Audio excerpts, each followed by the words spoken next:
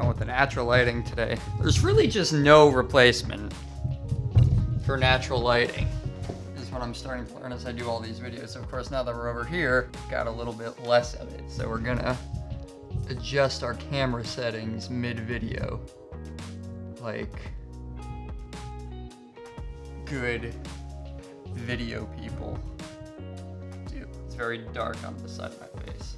I've almost got too much light. Whatever, we're gonna go with this. So, I hope that you guys like that video that opened up this video that's going on right now for this here Conquer coffee, which, by the way, fun fact, I had not actually opened this bag or any bag of Conquer coffee before making that video because I had to make the videos and I knew I had to make the videos and I had to take photos and stuff like that too, so I wanted the bag to still be like new and unopened while I was doing all of that, but now I'm done doing all that. So I opened it up. I think it tastes good. I'm okay with it. If you guys want to try it, I'll leave a link down below where you guys can get it. But I wanted to just do a quick breakdown video on exactly how that video came to be, and what I think I'm gonna do now is I'm gonna get distracted a bunch of times by what's going on outside of my windows since I have all the windows open to get this light in here.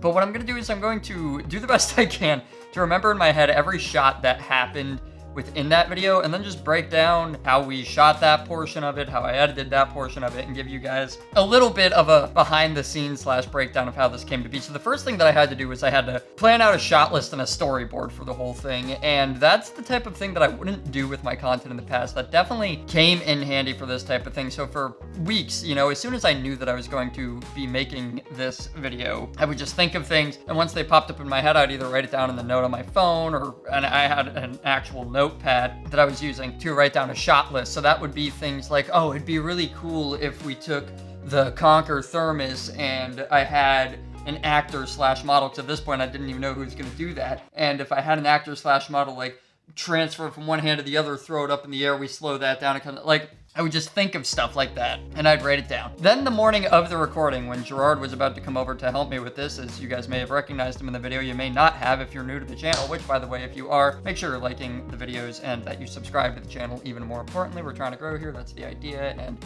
it's kind of what fuels me to keep making more content, not gonna lie. But, where was I going with that? Gerard. So, on the morning of, when he was coming over here, I had all these shots kind of planned out, but I still didn't have an order for them. I still didn't have a story. And I figured at the end of the day, this was just a coffee B-roll. I might as well just make it like we're making coffee. So I kind of put them into a more of a chronological type of order where I was like, okay, well, the first thing you're going to do when you make coffee is you're going to actually grab the coffee. Then you're going to, you know, grab some coffee filters, and then you're going to put the filter in the machine, and then you're going to put the coffee in the filter that's in the machine, and so on and so forth down the line. And I planned out a bunch of shots, and that's how this came to be. So the first scene, we'll call it, is Gerard opening the drawer and grabbing the coffee and the little tablespoon, teaspoon, scooper thingamabobby. Now, this is a shot that I picked up from watching tons of other coffee handheld B-roll sequences on YouTube. I spent a long time just searching for that type of stuff and just literally just searching coffee B-roll on YouTube, trying to get inspiration. And I really liked when I would see videos of people just opening the drawer, following it with the camera, closing the drawer, and then using that to transition into another shot. So that's exactly what we did. Now, a fun thing that we had to encounter is that I was kind of doing like a dark, I don't even want to quite call it rustic, but a more woodsy, dark kind of vibe to this whole video. And I actually have white countertops where we shot this video. So I found these two boards that were just this dark wood color that we put on top of the countertops to kind of keep that whole vibe and also make it match the drawer itself, because the drawer is that same kind of wood color. And then I just pulled the camera out over those boards, tried to follow Gerard. We tried to keep that lined up as much as possible, shot that a bunch of times, and then that was one shot. We finished it and we moved on to the next shot. And then in post, all I did for that shot really was I sped it up a little bit to make it match the music a little bit better, and it just looked smoother. We kind of did it slow in person to keep ourselves in sync, so on and so forth. And I think I literally doubled the speed of it in post. I think I bumped it up to 200%. It might have, I don't know, it might have been like 180% or something like that, but you get the idea. And then that transitioned into a shot where I had Gerard pulling the coffee filters from one side of the table into another, just following that same type of motion. And there's not much more to really say about that. We had our lighting set up, we had a little studio set up that we put up, and we did the same thing. We took that shot a whole bunch of times, and the first couple of times I forgot to actually do the transition out of that shot. That was something I learned throughout this whole project, is that you want to have in mind what your next shot is going to be, and more specifically how your next shot is going to start, so you know how to end the shot that you're currently doing. So I had to do that, and then I was eventually like, wait, I should push in at the end of this. I should go into the coffee filters with the camera, because the next shot is going to be me coming out of the coffee maker. And then in post, all I did to that was same thing. I slowed it down a little bit just so it would line up with the music a little bit better. I tried to do the best job that I could of getting everything to line up with the beats of the music, the transitions, and all that type of stuff. And the next shot, of course, was Gerard pulling the piece of the part of the coffee maker out. I don't know the name of it. They actually put the filter into, and I was just following that with the camera, shot that straight down, which then led into Gerard pouring the coffee grounds into the filter, which again goes into that transition thing. There was a downward motion coming out of that because I knew that pouring the coffee grounds was going to kind of have this downward motion to it. So I was like, okay, we can follow it up. Then as he was pouring the coffee grounds into the filter, I had to think of a transition to move into the next thing. I decided to just go with a quick turn to the left. That one was one where it was just kind of, I had to come up with something. So when in doubt, I was like, okay, go over here. And that's the way that turned out. And then that led to, I believe, if I'm not, I feel like I might be missing a scene. I really hope I'm not while I'm recording this A-roll right now. But that shot led into what was my favorite shot of the entire thing, which was that thermos shot. Grabbing the thing in one hand, throwing it over to the other, flipping it up, bringing it, smashing it down on the table. We did a little bit of a camera shake there, which was something that I kind of thought of on the spot, because originally what I wanted to do was I wanted to come all the way down through the table, and I wanted to transition. I wanted to use the table to kind of mask the transition and then have it coming down into something else. But I was like, what if instead I hit the table, I sacrificed my pinkies to the gods of videography, and we just kind of stop it there, which is what we did. It looked cool. I liked it. The music ended up working really well for it, which that was like half planned too, by the way. So the music right around that time had already had a spot in the music where it kind of had this big ending beat and then what's called a Cesara for you music people, where the music just stopped for a couple of seconds, and I was like, that is the perfect place for it. Again, I played with the speed ramping, made it line up.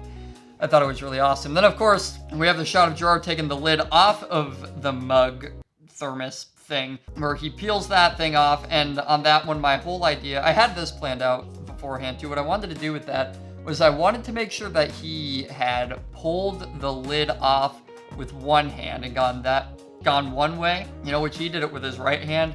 In particular, I actually would have done the lid with my left hand and then poured the coffee with my right. He just did that in reverse. The reason I wanted to be those to be with separate hands is because I wanted the camera movement to follow this down and do kind of a clockwise turning motion, and then come back up on the other side and follow the pot pouring the coffee into the thermos. So we had all that planned out. And just like with everything else, we did the lid shot a bunch of times. We did the pouring coffee shot a handful of times, not as many times, because we had a pot of coffee and I didn't want to keep pouring and pouring and pouring it, because eventually one of two things happens, or both things happen. You run out of coffee in the pot, or you overflow the coffee in the thermos, and we didn't want either of those to happen. So I was kind of just playing with the camera, trying to get it right, and I was playing around with that idea a lot. I was like, maybe I'll just have you pouring it and I'll just do the camera motion. Maybe we won't try to follow each other for this one. But it ended up working out the way that it did. And then finally, I had to transition that one again. When in doubt, I have like two default transitions that I go to. I either go to the left, I just whip the thing sideways. I'm like, okay, I'm just gonna do that. Or I shake the camera a lot. I'll do something like that. Or I push into the object until it's completely black. And that's what I ended up doing for that one, and then coming up and doing my final hero shot. Now, my fun fact about the hero shot is that we recorded a handful of hero shots the day before, but none of them really worked out well. Like, the lighting just didn't seem right, the mood just didn't seem right, the props just didn't seem right. I don't know, I didn't feel good about the hero shot, so I woke up the next morning and set a bunch of stuff up right behind me here, actually. And this was at like 4 or 5 o'clock in the morning, and I just took a whole bunch of different hero shots. I tried to transition coming up, I tried to transition coming out, going in, going down, going left. I just took all sorts of different clips, because with a hero shot, you just have the products sitting there, and it's up to the camera movement to really keep the video interesting. And then what I finally landed on was an idea that Gerard came up with the day before, so thank you, Gerard, of actually, I brought it up and I had the product centered, but then I moved it over to the left a little bit so that there'd be room for me to put text on the side of it. And then I put that text on the side of it. The music, again, really helped me out because the ending of it had this cool, like, lights out kind of sound type of thing going on, and that happened, and I just lights out the whole thing. I just ended the video there is what I really did in post. I just ended it in the screen went to black, and that's how we got this thing done.